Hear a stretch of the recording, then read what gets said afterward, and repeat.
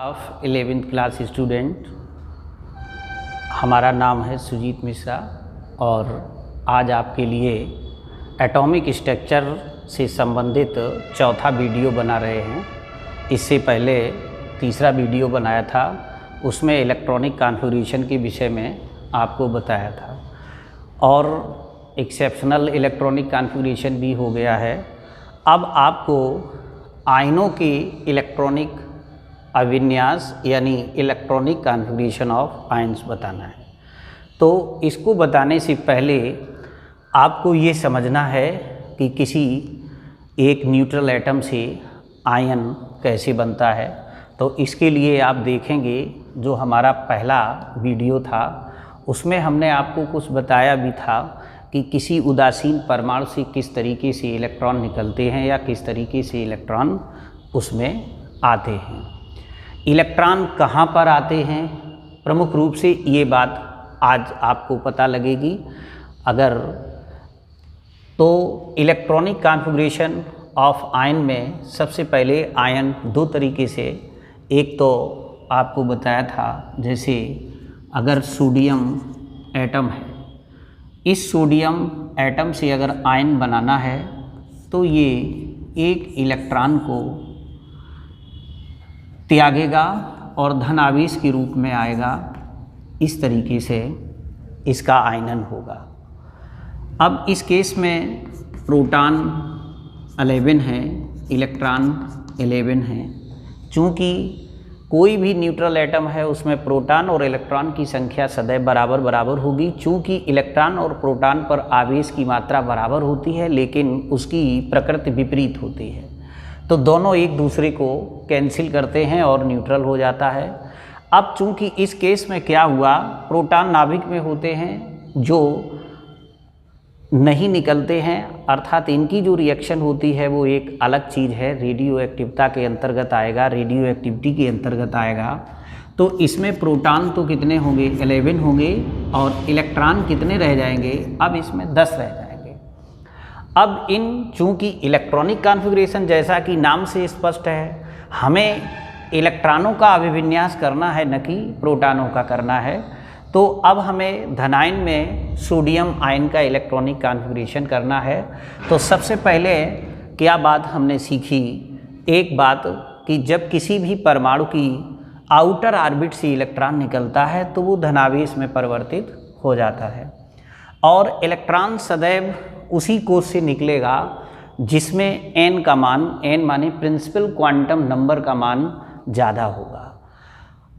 अभी आपको electronic configuration of बाउ स्ट्रक्चर से बताया था, तो उसमें आपको ये लगेगा कि इलेक्ट्रॉन आउटर ऑर्बिट का मतलब उदाहरण के तौर पर ये मैं लिखता हूँ 1s2 2s2 2p6 3s2 3p6 4s2 3d 1 लिख दिया। अब चूँकि इलेक्ट्रॉन एनर्जी लेवल ये दिखा रहा है तो इलेक्ट्रॉन 3d से नहीं निकलेगा, इलेक्ट्रॉन सदैव आउटर ऑर्बिट से ही निकलेगा। भले चाहे 3d से इसका एनर्जी लेवल डाउन है लेकिन जिसका n का मान अधिक होगा इलेक्ट्रॉन उसी से निकलेगा। और इस प्रोसेस को जब देखेंगे तो इसमें से 2 इलेक्ट्रॉन निकलने की बात आएगी। अब अगर कहीं n का मान सेम है, जैसे अगर 2s हो 2p हो, इस समय इलेक्ट्रॉन को निकलने की बात आएगी तो उस समय हम देखते हैं कि n का तो मान इसमें 2 है लेकिन इसके लिए l का मान 0 है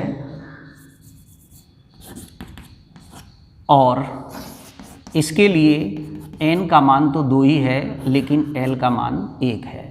तो कुल मिलाकर के जब l का मान बड़ा हो जाएगा, अब अगर सेम n है तो इलेक्ट्रॉन वहाँ से निकलेगा जिसमें l का मान अधिक होगा।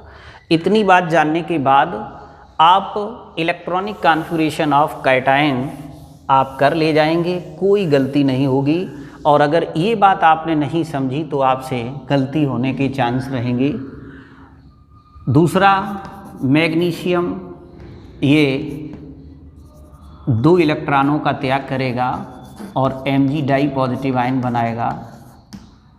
इस तरीके से यहाँ पर इलेक्ट्रॉन हो जाएंगे 10 और यहाँ पर इलेक्ट्रॉन हैं 10।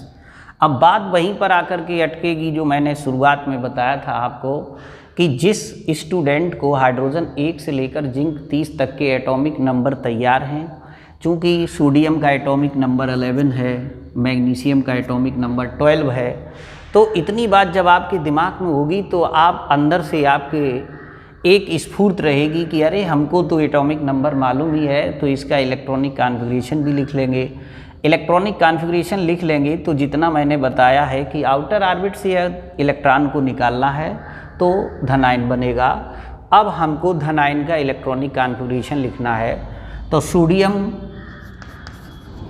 Na पॉजिटिव का इलेक्ट्रॉनिक कॉन्फ़िगरेशन जब लिखना होगा तो 1s2 2s2 2p6 3, इसमें 6 2 8 और 2 10 और 1 11, तो जो 3s में इलेक्ट्रॉन था वो इलेक्ट्रॉन निकल गया और इस तरीके से आपका Na पॉजिटिव आयन का इलेक्ट्रॉनिक कॉन्फ़िगरेशन रह गया 1s2 2s2 और 2p6। इसी कड़ी में हम लिखते हैं Al ट्राई पॉजिटिव आयन का। अब चूँकि वही बात आपको मालूम होनी चाहिए, एल्युमिनियम का एटॉमिक नंबर कितना है? एल्युमिनियम का एटॉमिक नंबर 13 है। 13 का इलेक्ट्रॉनिक कॉन्फ़िगरेशन लिखेंगे। 13 का इलेक्ट्रॉनिक कॉन्फ़िगरेशन लिखने के बाद फिर उसमें देखते हैं कि आउटर ऑर्बिट से 3 इलेक्ट्रॉन को निकालना है।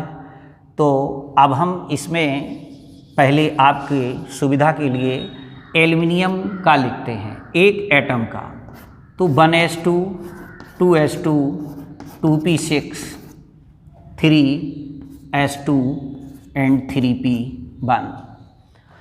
अब इलेक्ट्रॉन सेम है, n का मान, तो पहले l का मान बड़ा हो तो p से 1 निकल जाएगा, फिर s से भी 2 निकल जाएंगे।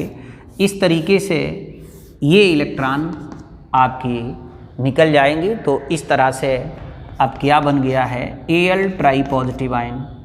अब इस Al ट्राई पॉजिटिव आयन का जो रिमेनिंग इलेक्ट्रॉनिक कॉन्फ़िगरेशन रह गया है बस वो हो गया 1s2 2s2 2p6। ये आपका Al ट्राई पॉजिटिव आयन का इलेक्ट्रॉनिक कॉन्फ़िगरेशन हो जाएगा। तो धनायनों की इलेक्ट्रॉनिक कॉन्फ़िगरेशन हेडिंग लगाने के बाद उसमें इतनी बात को समझना है, कोई बहुत बड़ी टेक्निकल बात नहीं है, और केवल जो पहला वीडियो बनाया है उसको भली भांति से अगर आपने सुन लिया होगा तो फिर इनमें आपको कोई प्रॉब्लम नहीं आएगी। दूसरी बात यहाँ पर आता है इलेक्ट्रॉनिक कॉन्फ़िगरेशन ऑफ एनायन। तो यानी ऋण आयनों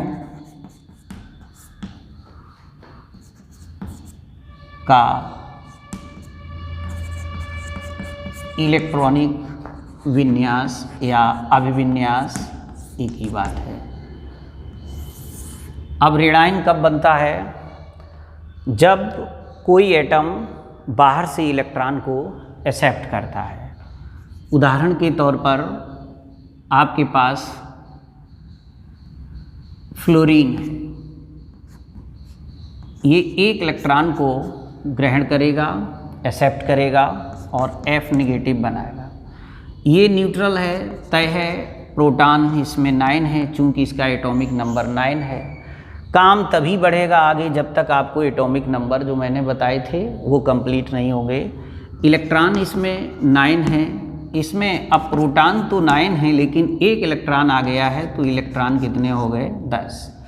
इलेक्ट्रॉन सदैव आउटर ऑर्बिट में जो सब सेल उपलब्ध होते हैं उनमें ही प्रवेश करते हैं।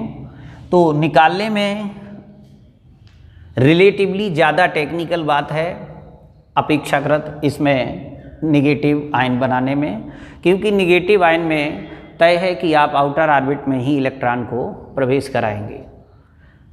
इसी क्रम में अगर ऑक्सीजन की बात करते हैं तो ये 2 इलेक्ट्रॉन को स्वीकार करेगा, O डाई नेगेटिव बनेगा। इसमें प्रोटॉन 8 होंगे और 8 और 2 10 इलेक्ट्रॉन होंगे। इसमें प्रोटॉन 8 होंगे और इलेक्ट्रॉन भी 8 होंगे। अब हमें रेडाइन के इलेक्ट्रॉनिक कॉन्फ़िगरेशन लिखने के लिए ये 10 इलेक्ट्रॉन का इलेक्ट्रॉनिक कॉन्फ़िगरेशन करना है, लेकिन एक बात का खूब ध्यान रखिए, न्यूट्रल एटम के इलेक्ट्रॉनिक कॉन्फ़िगरेशन के बाद ही आप अपने दिमाग में इसकी कल्पना करें कि आयन के इलेक्ट्रॉनिक कॉन्फ़िगरेशन की। अगर डायरेक्ट आपने इस चीज़ के लिए कल्पना कर ली कि हमें 10 इलेक्ट्रॉन का इलेक्ट्रॉनिक कॉन्फ़िगरेशन करना है, तो ऋणायन में आपका तुक्का भले काम कर जाए, लेकिन धनायन में आपसे गलती हो जाएगी और ये गलती 90% होगी। तो इस तरीके से अगर अब हम F निगेटिव आयन की बात करते हैं तो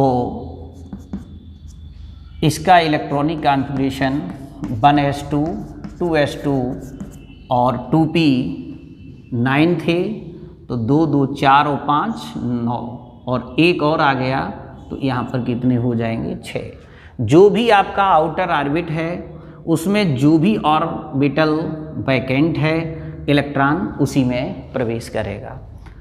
अब इसी क्रम में अगर मान लीजिए Cl निगेटिव की बात आती है, इसका एटॉमिक नंबर कितना है 17 है। 1s2, 2s2, 2p6, 3s2, 3p5, ये 17 का इलेक्ट्रॉनिक कॉन्फ़िगरेशन है, लेकिन एक इलेक्ट्रॉन आ जाने से इसमें p में उपलब्ध कक्षक में इलेक्ट्रॉन जाएगा और इस तरीके से 3p6 हो जाएगा। तो क्लोरीन अर्थात क्लोराइड आयन का इलेक्ट्रॉनिक कॉन्फ़िगरेशन 3p6 हो जाएगा। ये तो बात रही आपके इलेक्ट्रॉनिक कॉन्फ़िगरेशन ऑफ आयन्स, जिनमें धनायन के और ऋणायन के इलेक्ट्रॉनिक कॉन्फ़िगरेशन हो गए। अब हमें नहीं लगता है कि अभी इलेक्ट्रॉनिक कॉन्फ़िगरेशन से संबंधित अब आपको जो मोस्टली प्रॉब्लम्स होंगी वो सॉल्व हो जाएंगी, लेकिन सीधी बात यह है कि हमारे साथ आपको हमसे कई गुनी मेहनत करनी पड़ेगी। उसका कारण है कि ये सब कुछ आपको हमने बता दिया है, लेकिन जब तक आप स्वयं नहीं करेंगे, एटॉमिक नंबर तैयार नहीं करेंगे, फिर s,p,d,f की कल्पना जो बताई थी कितने कितने अधिकतम इलेक्ट्रॉन आते हैं, n+l रूल जो बताया उसको कंप्लीट करेंगे, उसके बाद आपको क्लियर कट हो जाएगा कि आयन के इलेक्ट्रॉनिक विन्यास भी लिखना आने लगेगा।